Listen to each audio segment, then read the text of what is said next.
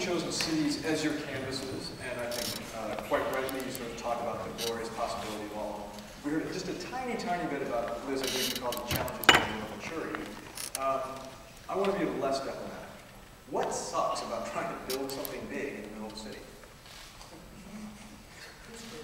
Okay, what sucks? I would say that everything takes a long time. You need an incredible amount of patience. So I used to think, I mean, my perspective on this really changed in my maturing process.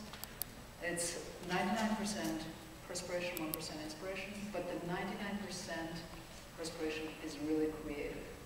And if you can wrap your head around that and figure out how you can build consensus and how you can really change people's preconceptions, then you come a bit further to changing the big stuff.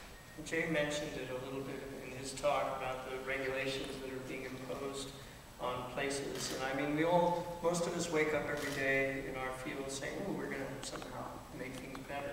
And a lot of people at symposiums like this say that, we're going to make things better. And I think planners probably say that when they show up at work in the morning. We're going to make cities a better place. But the result is that sometimes these need to make things better have actually gone in the wrong direction. So places are getting overly legislated. Safety, health issues are becoming overly structured. It's not that, of course, we need legislation to a certain degree in our lives to help us be healthier and more comfortable, but perhaps there's nothing looking at the balance between when it's excessive and actually doesn't create quality space as it is originally intended. Yeah, I think the word balance is an important one, because any really large, important project that really sort of messes with the fabric of the city needs to be measured with caution, right? And so the balance there is, how do you prevent it from being a disastrous scar on the city, like so many of these enormous projects in the 60s, versus how can we still think big? I think I don't have the problem with regulation. I mean, I think they all mean well, and I think they have addressed, the issues that we had in the 60s. I think, generally speaking, projects are better for it. It's frustrating, but I don't have a problem with it. I think what sucks about big projects in big cities is cost. What we're learning in Hudson Yards is that when you take a 30-story building and you make it a 70-story building, for the same amount of design, all of a sudden your costs go up like 30–40% because structure becomes so important. And so the material, just the sheer material cost escalates. And then you layer on top of that a big building that's a complicated building, so therefore it requires very skilled subtrades, and there's fewer and fewer of those subtrades. So when you're talking curtain wall installation, sometimes you're lucky if you get 2 bids. Same thing with structural steel.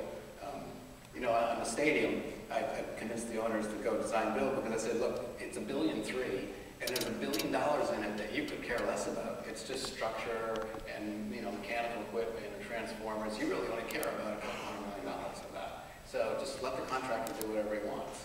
And I think that's what we lose. That's what happens when the buildings get big. They get very costly very quickly. Are you able to bring the skills you have as a designer and apply them to challenges that are in the political space, the regulatory space, the cost space? Do you find that there's ways to adapt those skills? Well, I think one has to be entrepreneurial, actually, and it's not the conventional role of the architect. But I have to say that the context of these speakers, and I think the spirit of kind of taking something into your own hands, and is about non-bureaucratic government structures. And I have to say that the Bloomberg administration, for all of its, sometimes it's thought of as its faults in terms of unwieldy Obviously, I have no idea what you're talking about. Okay. So, it seems pretty flawless to me. But it's, it has been very, very concerned about public space. And I think that there's a lot that's come out of it. And I think your project, our projects, maybe inspiration for your project, has come out of a very non-bureaucratic government. And the alignment of entrepreneurial spirit and a non-bureaucratic government it doesn't happen very often. As an architect, I find myself trying to understand language in different ways. One develops a language within your professional forum of friends and colleagues, and that language doesn't always align with everyone else's language. So we're often looking for ways to bring people together through some commonality, narrative, and however you want to define it, as a means to do that. So that's a big part of how we work with larger groups. James, you have as we pointed out, a sort of community spirit behind your project, and the idea is to sort of harness it and kind of maybe overwhelm any opposition just with the idea that it should happen. But yes.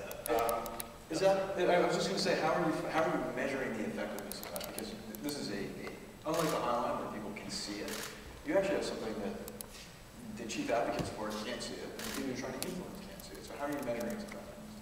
Well, I think a couple things. First of all, the idea that you could actually just completely reverse the flow or whatever is still something, so instead of trickling down from the top, you reverse it completely and everything trickles up from the bottom or whatever. That's, it's a fairly new movement, I guess, in sort of urban placemaking or whatever, which actually you guys frankly spearheaded. And, I think as something that's still in its infancy, it's not entirely clear how that's going to tend to play out. That said, I think just right off the bat, our experience with crowdfunding was certainly a good barometer of our methods or whatever, because money is very easy to measure, right?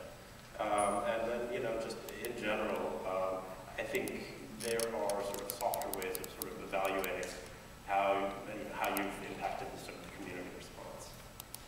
All of you have worked in some of the greatest cities in the world and contributed some of the favorite spaces of people in those places. And I was wondering if we could just close with each one of you providing a little service to our audience as they travel the world, and just name the one place in the one city that you find most inspiring. I think I find London the most inspiring.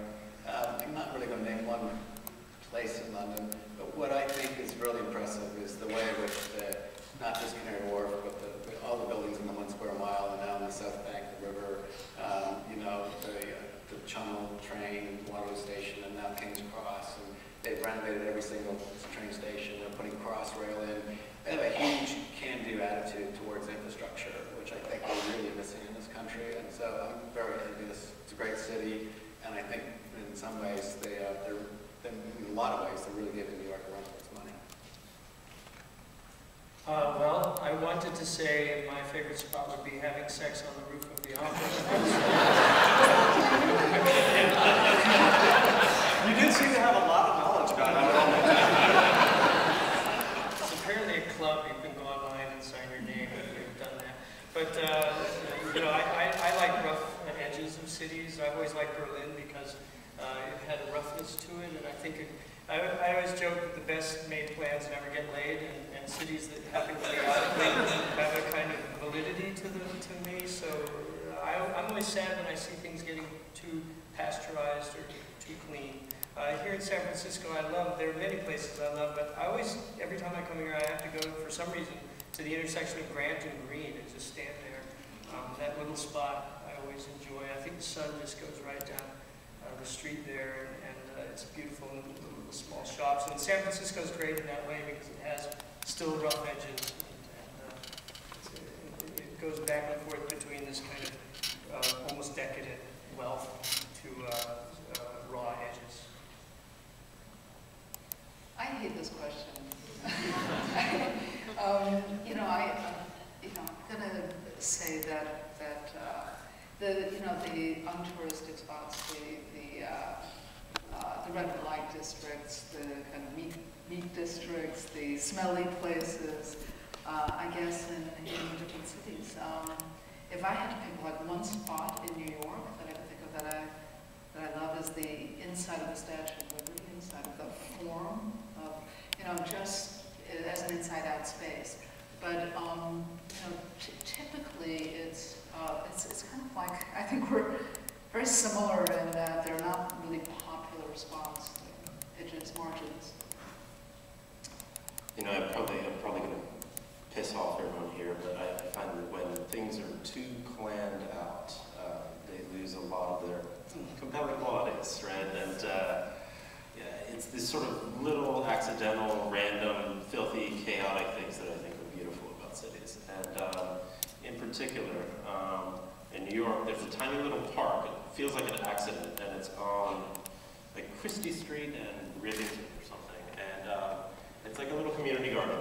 And it's, you know, it's got a bunch of people that live around it, growing tomatoes and stuff. And there's chickens and rabbits living in there. And just in this really rugged little slice of the Lower East Side, there you are all of a sudden in this densely planted garden where you can play bocce and, like, you know, interact with a chicken. I think that's a pretty cool thing. It used to be full of